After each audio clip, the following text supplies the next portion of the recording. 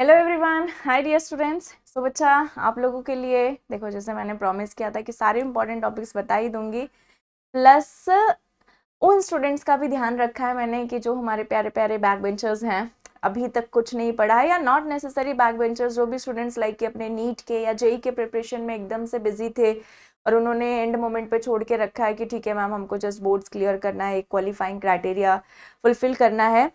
तो हर एक चैप्टर से मैंने इंपॉर्टेंट टॉपिक्स जो हैं वो सिलेक्ट किए हुए हैं, फ्रॉम चैप्टर 1 टू लेकर के आपके पूरे एंड के चैप्टर्स पेपर 2 के, ठीक है, टिल सेमीकंडक्टर। और उसमें भी उन टॉपिक्स, जो इंपॉर्टेंट टॉपिक्स में से भी जो मोस्ट इंपॉर्टेंट हैं, उन टॉपिक्स को मैंने हाईलाइट किया हुआ है, ठीक है। सो चलिए स्टार्ट करते हैं। So welcome to science 11th and 12th by Unacademy and myself Archana Pandey, your physics educator. तो चलिए बच्चा, फटाफट से हम स्टार्ट करते हैं। और आप लोगों को कोई डाउट, कोई क्वेरी होगा तो आप मुझे कमेंट करके बता सकते हैं। So starting with the first topic which is your chapter number 1। तो आप यहाँ देख सकते हैं चैप्टर 1 में आपका ये सारे टॉपिक्स जो हैं इम्पॉर्टेंट हैं, प्लस जो मैंने यहाँ पर रेड कलर से हाईलाइट किया हुआ है वो आने के चांसेस जो हैं एकदम से ज़्यादा हैं। और आप देख सकते हैं कि मैंने टॉपिक्स के आगे किस टॉपिक पे एमसीक्यू के क्वेश्चंस बन सकते हैं, कहाँ पर आपको थ्योरी एंड न्यूमेरिकल्स दोनों पढ़ने की ज़रूरत है ना। और जैसे कि आप कैरेक्टरिस्टिक्स लर्न कर रहे हैं तो वहाँ पर कितने पॉइंट्स हैं कि मिनिमम हम याद रख लें। मान लीजिए कि 10-12 पॉइंट्स दिए हुए हैं टेक्स्ट बुक में, तो क्या मैम सब लर्न करने की ज़रूरत है? नहीं, हार्डली 2 मार्क के क्वेश्चन आएंगे, तो 4 points is more than sufficient. 4 ना भी याद हो तो कम से कम 2 तो ज़रूर कर लेना। किन टॉपिक्स पे आपके डेरिवेशंस आ सकते हैं, किन टॉपिक पे न्यूमेरिकल्स आ सकते हैं। अगेन प्लीज़ स्टूडेंट्स, आप लोग ध्यान रखिए कि गॉस लॉ को बिल्कुल भी स्किप नहीं करना है। उसके जो एप्लीकेशंस हैं, लाइक स्फेरिकल शेल हो गया, देन उसके बाद में आपका लॉन्ग इन्फिनाइट सिलेंडर हो जाता है, प्लेन शीट, 3 एप्लीकेशंस है वो ज़रूर करके जाना। एंड डाइपोल का, तो ये आप देख सकते हैं कि क्या क्या डेरिवेशन के लिए और क्या क्या न्यूमेरिकल के लिए इंपॉर्टेंट है from chapter 1।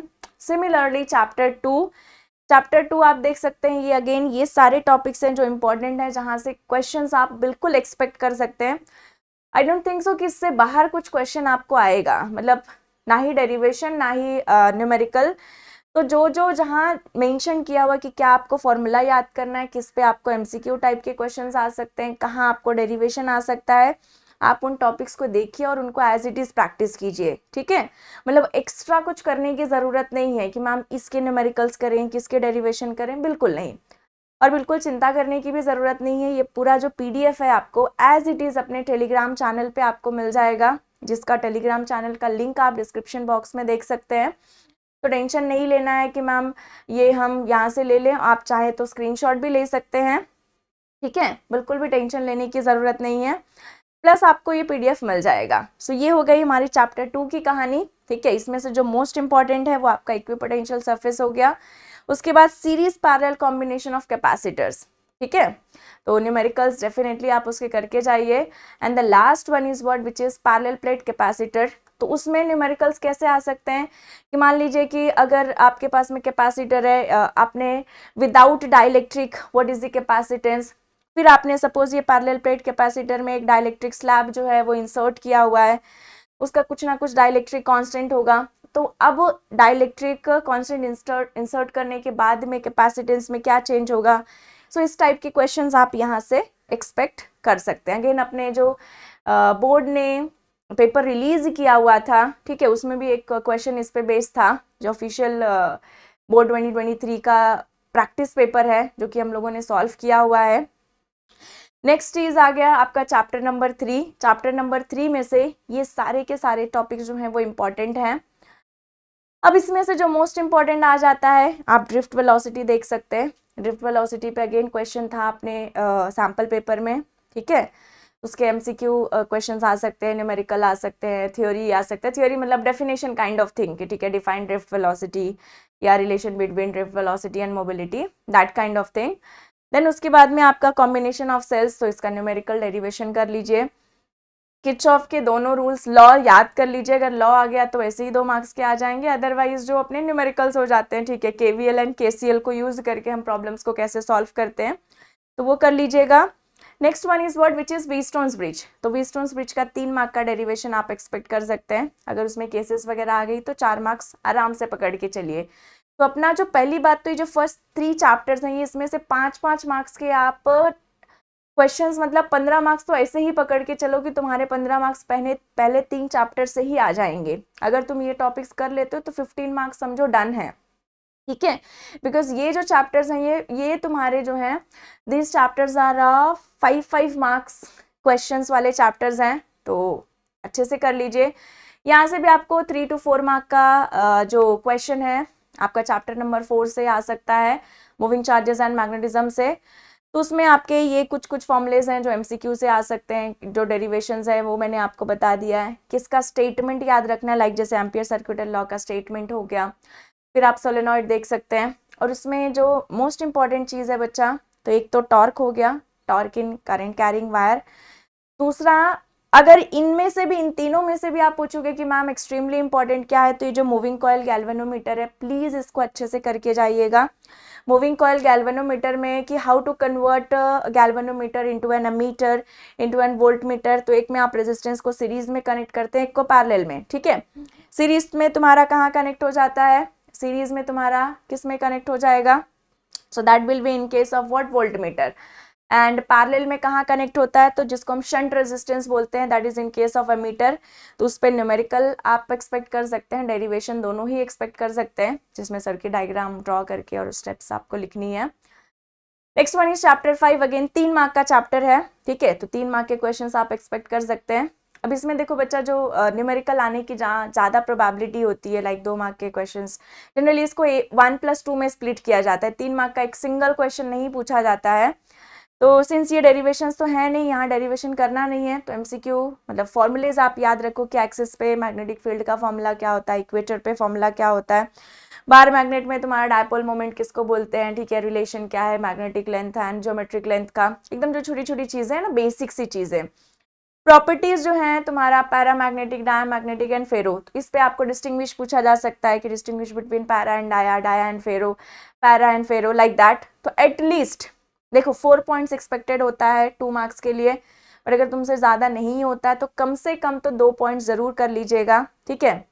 Most of the time question में मेंशन होता है कि राइट ओनली 2 पॉइंट्स, तो 2 पॉइंट्स मिनिमम करके जाना है, क्लियर है। तो ये आपका 3 मार्क्स यहाँ से डन हो गया। उसके बाद आ जाता है आपका EMI, योर फेवरेट टॉपिक, ठीक है। So again you may expect like 4 to 5 marks. तो इसमें जो आपका फैराडेज लॉ का डेरिवेशन है, देखिए मैंने एकदम से इंपॉर्टेंट वाले ही टॉपिक्स को लिए हैं, तो आप देख सकते हैं कि 3 के तीनों टॉपिक्स ही हाईलाइटेड हैं, मतलब तीनों का कलर जो है वो रेड में है, ठीक है। सो ईयर फैराडेज लॉ जिसका डेरिवेशन, लेंज लॉ पे आपको न्यूमेरिकल आ सकता है, ठीक है। तो E = -dφ/dt वाला फॉर्मूला है, या L × di/dt का फॉर्मूला है। सो वो उस पर बेस्ड आप न्यूमेरिकल्स एक्सपेक्ट कर सकते हैं EMF पे। Then we have the like derivation and numerical, जो कि self induction and mutual induction पे बेस्ड होता है। तो कोएफिशिएंट फाइंड करने आ गया, या उसी से रिलेटेड कुछ न्यूमेरिकल। तो ये तीनों टॉपिक्स इस चैप्टर से ज़रूर कर लेना है, मतलब ये तीनों टॉपिक्स एक्सट्रीमली इंपॉर्टेंट हैं, कि जहाँ से आपको क्वेश्चन जनरली मतलब 100% यहीं से क्वेश्चंस ऐसे आते हैं। अगर हम ये मैंने जो टॉपिक्स लिए हुए हैं तो यूं ही नहीं लिखे हैं, लाइक पेपर को बहुत एनालाइज करके, पास्ट आपके 10 इयर्स के पेपर्स हैं, अगर आप खुद भी बैठ के देखेंगे, ठीक है, तभी भी आपको पता चल जाएगा कि हाँ यही टॉपिक से क्वेश्चंस जो हैं वो बार बार पूछे जाते हैं। मतलब ये टॉपिक्स जो हैं एक्सट्रीमली इंपॉर्टेंट है। सिंस आप फर्स्ट टाइम पढ़ रहे हैं तो आपको आइडिया नहीं होता है, बट टीचर्स कैसे हैं कि बहुत टाइम से पढ़ा रहे हैं, तो उनको आइडिया होता है कि अच्छा यहीं से क्वेश्चन आता है, यहीं से पूछा जाता है। तो द रीज़न कि ये आपका उतना एफर्ट बचाने के लिए ये चीज़ें हैं आपके सामने, ताकि जब आप पढ़ें, रिवाइज करें, तो एक आपको आइडिया रहे कि अच्छा ये टॉपिक्स को थोड़ा अच्छे से रिवाइज करके जाना है, इसको थोड़ा अच्छे से देख के जाना है। जिन्होंने 100% किया है बहुत अच्छी बात है, मतलब फिर तो कोई बात ही नहीं है, बट हाँ रिविजन के टाइम आप इसको फॉलो कर सकते हैं।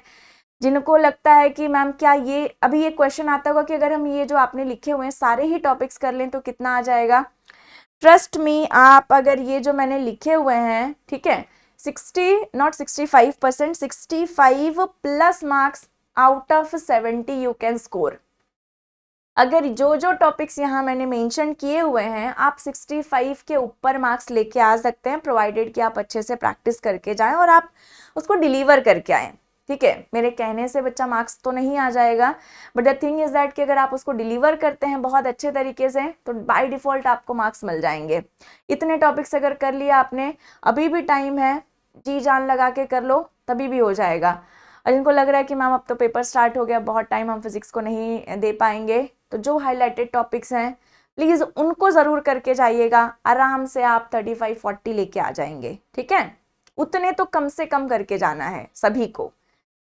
तो ये हो गए तुम्हारे, इसमें फेजर मेथड का आप डेरिवेशन पकड़ सकते हैं, इसमें न्यूमेरिकल भी आ सकता है। जनरली न्यूमेरिकल जो होता है हमको रेजोनेंस पे आता है, एलसीआर सर्किट कब प्योर रेजिस्टिव जैसा बिहेव करता है। मैंने 2-3 क्वेश्चंस कराए हैं, ऐसा क्वेश्चन अपने को सैम्पल पेपर में भी पूछा गया है। तो रेजोनेंस वाला जो है ये वाला न्यूमेरिकल बहुत इंपॉर्टेंट है।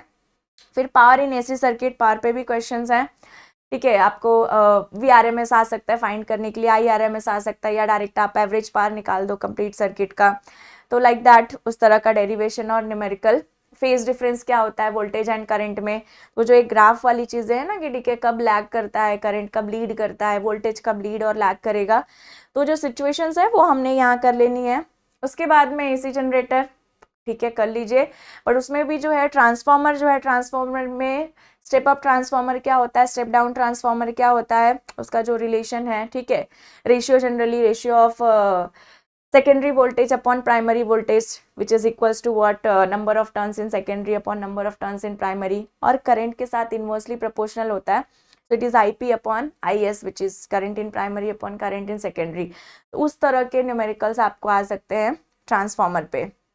नेक्स्ट चैप्टर आपका आ जाता है विच इज EMW में देखिए कि आपको इलेक्ट्रोमैग्नेटिक स्पेक्ट्रम तो पढ़ के ही जाना है, लाइक ऑन एन एवरेज जो बेसिक उसकी प्रॉपर्टीज है ना कि ठीक है माइक्रोवेव का रेंज क्या होता है, फ्रीक्वेंसी का रेंज क्या होता है, वेवलेंथ का रेंज क्या होता है, देन उसके बाद में कौन किसके पहले आता है, लाइक अल्ट्रावायलेट पहले आता है विजिबल के या फिर बाद में आता है, तो इस तरह से।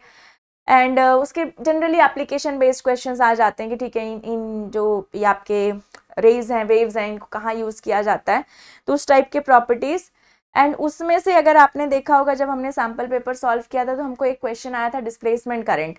लास्ट ईयर ये वाला टॉपिक नहीं था, बट इस साल आपको ये इंट्रोड्यूस किया है टॉपिक वापस से, और प्लस इस पे सैम्पल पेपर में क्वेश्चन भी पूछा है, 2 मार्क का छोटा सा न्यूमेरिकल पूछा है, तो हम इसको यहाँ से करके जाएंगे। डिस्प्लेसमेंट करंट बड़ा नहीं है, छोटू सा डेरिवेशन भी है, न्यूमेरिकल भी वैसा ही है, और इसका डेफिनेशन भी कर लीजिएगा डिस्प्लेसमेंट करंट क्या होता है। तो यहाँ से आपका पूरा पेपर 1 खत्म हो जाता है, part 1 physics part 1। Next come to physics part 2। तो फिजिक्स पार्ट 2 आप देख सकते हैं we have the what mirror formula, यहाँ आपका मिरर फॉर्मूला है, ठीक है, टोटल इंटरनल रिफ्लेक्शन है, then optical fibre, optical fibre पे लाइक एप्लीकेशन बेस्ड क्वेश्चन आ सकते हैं। तो कोर का जैसे कि रिफ्रैक्टिव इंडेक्स किसका ज़्यादा होना चाहिए, कोर का ज़्यादा होना चाहिए, क्लैडिंग का, तो आपने पता है कि कोर का रिफ्रैक्टिव इंडेक्स ज़्यादा होता है, ठीक है। देन अगर मीडियम का रिफ्रैक्टिव इंडेक्स डेंसर का ज़्यादा होगा, रेयर का कम होगा, तो क्या optical total internal reflection possible है, एंड सिमिलरली वाइस वर्सा, तो उस टाइप के क्वेश्चंस। फिर उसके बाद में यहाँ आपके रिफ्रैक्शन ऑफ लाइट जो है जिसपे जनरली न्यूमेरिकल्स आ जाते हैं, स्पेशली वो रिफ्रैक्टिव इंडेक्स वाले फॉर्मूले कि लाइट अगर एक मीडियम से जा रही है, फिर दूसरे मीडियम, फिर तीसरे मीडियम में निकल रही है, तो what will be the speed of light, या मान लीजिए कि वेवलेंथ क्या हो जाएगा, तो such type of questions you may get in refraction of light. Similarly thin lens का जो बच्चा अपना फॉर्मूला है उस पर अगेन छोटा सा है, तो आपको डायग्राम डेरिवेशन कर लीजिए। कॉम्बिनेशन ऑफ लेंसेस डेरिवेशन आ सकता है, या आप इस पे न्यूमेरिकल भी छोटा सा पूछा जा सकता है। माइक्रो जो आप यहाँ देख सकते हैं कि हमारा जो माइक्रोस्कोप वाला पार्ट है, इसको कोई भी स्किप नहीं करेगा। यहाँ से क्वेश्चन जो है जनरली आपको 95% चांसेस होते हैं कि आ जाते हैं, ठीक है। अगेन क्योंकि ये 5 मार्क्स का जो है आप अगेन ये टॉपिक 5 मार्क्स वाले में ही काउंट होता है, तो आपको माइक्रोस्कोप का आ सकता है। देन एस्ट्रोनॉमिकल टेलीस्कोप हो गया, उसका डेरिवेशन या न्यूमेरिकल। प्रिज्म में भी स्पेशली जो तुम्हारा रिफ्रैक्टिव इंडेक्स ऑफ प्रिज्म होता है, हम ना म्यू फाइंड आउट करते हैं, तो उस पर डेरिवेशन आ सकता है, उस पर न्यूमेरिकल आ सकता है। तो ये हो गए तुम्हारे सारे रे ऑप्टिक्स के topics. Similarly we have topics on wave optics, ठीक है, which is chapter number 10। Huygens principle जो 3 पॉइंट्स हैं, अगर कभी कभी क्वेश्चन आ जाता है तो ऐसे ही डायरेक्ट 3 पॉइंट्स लिख दिया आपने, मार्क्स मिल जाते हैं, ठीक है। Then reflection and refraction using what, Huygens principle. Then we have IDSC, again derivation यहाँ नहीं करना है आपको, सिर्फ उसके फॉर्मूलेज याद रखो। तो जनरली आपको MCQ टाइप क्वेश्चंस या न्यूमेरिकल आ सकते हैं छोटे मोटे। स्लिट विड्थ आई मीन जो तुम्हारा वहाँ पर वेवलेंथ का सपोज इक्वेशन आ गया, क्वेश्चन तुमको पूछा जा गया, या फिर किस फर्स्ट मिनिमा फर्स्ट मैक्सिमा कितना डिस्टेंस पे फॉर्म होगा फ्रॉम सेंट्रल मैक्सिमा से, बैंडविड्थ क्या होता है, तो उस तरह के questions you may get over here. Then distinguish between even interference and diffraction भी करके जाना 2 पॉइंट्स, ठीक है, क्योंकि वो भी बहुत बार क्वेश्चन पूछा जाता है। इंटरफेरेंस के जो है न्यूमेरिकल्स तुमको आ सकते हैं, जो कि अभी मैंने तुमको बताया। And diffraction due to single slit, उसमें स्पेशली जो है position of secondary maxima, secondary minima, then तुम्हारा विड्थ ऑफ सेंट्रल मैक्सिमा, आप यहाँ देख सकते हैं मैंने इसको इंक्लूड भी किया हुआ है। ये कुछ एक पार्ट्स हैं कि जहाँ से ये चैप्टर से मतलब पक्का क्वेश्चंस आते हैं, तो इनको स्किप नहीं करना है। Then we have the next topic which is dual nature of radiation and matter. तो इसमें आपका ये जो पॉइंट्स है बच्चा, ये वाले जो आप देख सकते हैं कि ये वाले जो हमारे टॉपिक्स हैं, फोटो इलेक्ट्रिक इफेक्ट तो रहेगा ही। अब उसमें जो मोस्ट इंपॉर्टेंट है, जहाँ से 100% क्वेश्चंस आएंगे, वो तुम्हारा हो जाता है आइंस्टीन्स फोटो इलेक्ट्रिक इफेक्ट, ठीक है। तो कभी कभी उसका स्टेटमेंट लिखने आ जाता है और देन उसको फॉर्मूला उस पे बेस्ड न्यूमेरिकल्स आ गया, या फिर वर्क फंक्शन वाले हो गया, स्टॉपिंग पोटेंशियल, और इसी के अंदर आपने देखा होगा जो ग्राफ आते हैं, ठीक है, आपका इंटेंसिटी वर्सेस फ्रीक्वेंसी ग्राफ है, देन उसके बाद photo electric current versus intensity है, देन उसके बाद में आपका stopping potential versus photo electric current है। तो वो जो 3 ग्राफ्स हैं, 3 से 4 ग्राफ्स हैं, प्लीज उनको करके जाइएगा, वहां से भी क्वेश्चंस तुमको आ सकते हैं, या सिंपली क्वेश्चन आपको ड्रॉ करने के लिए भी आ सकता है ग्राफ। आई नो कि मैं थोड़ा सा फास्ट जा रही हूँ इसलिए कि ताकि तुम्हारा टाइम बचे, अभी एग्जाम का टाइम है तो तुम बहुत ज़्यादा मतलब अपना टाइम वेस्ट ना करो, इसलिए सब मैंने पहले से यहाँ पर लिस्ट आउट कर दिया है। और ये आपको पूरा का पूरा PDF जो है वो टेलीग्राम चैनल पे मिल जाएगा, ठीक है, जिसका लिंक डिस्क्रिप्शन बॉक्स में है। तो डी ब्रॉगली का स्पेशली वो लैम्डा वाले जो है वेवलेंथ हमको जो फाइंड आउट करने आते हैं वो कर लीजिएगा। Your second last topic is what which is nuclei, ठीक है। तो अब इसमें से क्या क्या आ सकता है, ठीक है, तो इसमें आपका जो टॉपिक आ जाएगा विच इज रदरफोर्ड्स एक्सपेरिमेंट हो गया, बोर्स मॉडल हो जाता है, ठीक है, एंड देन उसके बाद में हाइड्रोजन स्पेक्ट्रम का हो गया। तो ये चीज़ें जो हैं, ये चीज़ें काफ़ी इंपॉर्टेंट है। देखिए एटम से हाँ ये तुम्हारे एटम्स के हो जाएंगे। फिर न्यूक्लियाई में भी जो है कि उसमें बहुत ज़्यादा ऐसा कुछ नहीं है, जस्ट तुमको 1-2 क्वेश्चंस है कि डेंसिटी से रिलेटेड पूछ दिया जाएगा, बाकी न्यूमेरिकल्स वहाँ से आप एक्सपेक्ट कर सकते हैं। फ्यूजन क्या होता है, फिशन क्या होता है, वो नहीं मैंने यहाँ पर इंक्लूड किया, बट उसको आप लिख लीजिएगा, ठीक है।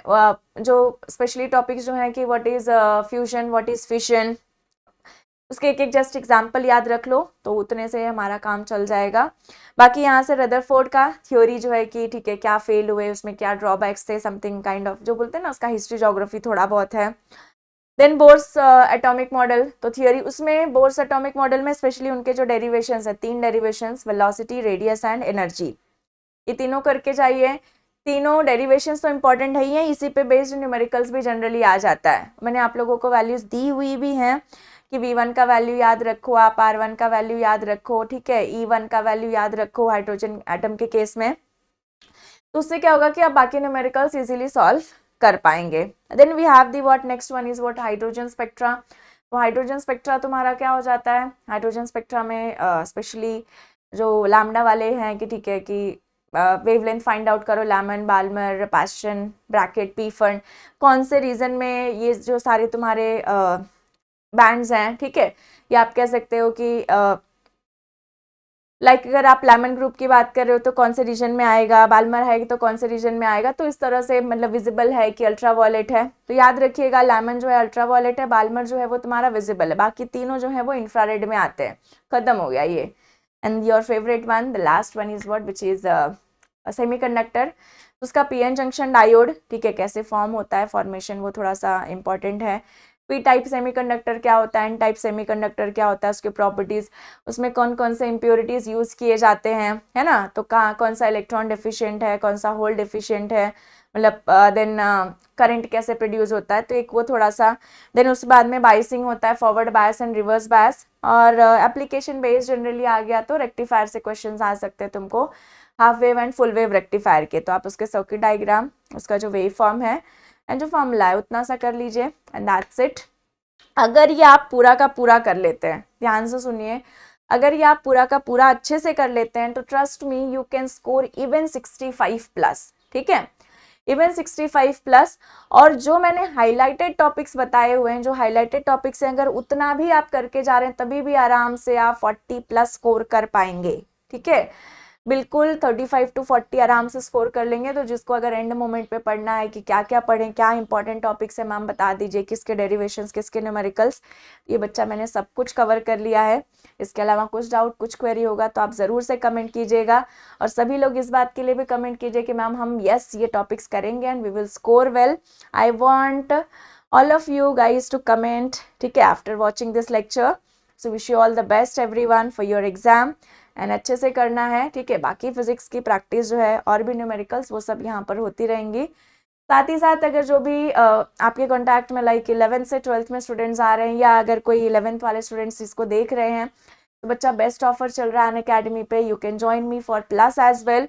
तो 42% ऑफ चल रहा है, ठीक है, सीबीएसई क्लास 12th के सब्सक्रिप्शन पर, जो कि आप हार्डली 1000 फीस है पर मंथ। उसमें भी अगर आप मेरा कोड यूज़ कर ले रहे हैं, उसमें भी आप अगर मेरा कोड यूज़ कर ले रहे हैं विच इज़ अर्चना 10, ठीक है, ARCHANA10, तो आपको पूरा का पूरा इवन 20% और ऑफ मिल जाएगा। आप देख सकते हैं कोड यूज़ करेंगे तो यू विल गेट 20% ऑफ, ठीक है। बाकी जो भी अपने 10th से 11th में स्टूडेंट्स आ रहे हैं उनके लिए भी ये सारे सब्सक्रिप्शन जो हैं वो वैलिड हैं, तो आप सब्सक्रिप्शन ले सकते हैं using the code. Plus you guys can follow me on Unacademy app, अगर आपके पास नहीं है, लिंक डिस्क्रिप्शन बॉक्स में अवेलेबल है, क्योंकि वहाँ भी काफ़ी मैं प्रैक्टिस क्लासेस ले रही हूँ और बिल्कुल फ्री है, मतलब you don't have to pay anything, तो आप आराम से मुझे वहाँ ज्वाइन कर सकते हैं। मेरा प्रोफाइल लिंक अवेलेबल है, आप मुझे फॉलो कर सकते हैं। So wish you all the best, bye bye, take care everyone and stay safe.